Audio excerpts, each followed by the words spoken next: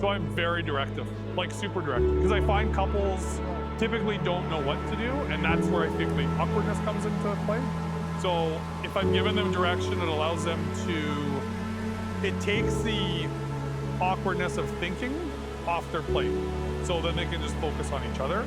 So that's why I'm like always talking. Move your hands here, you know, look this way. I'm moving like hair this way, chin this way, look that way.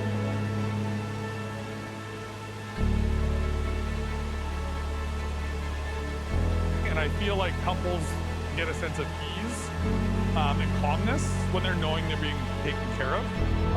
So yeah, so very direct.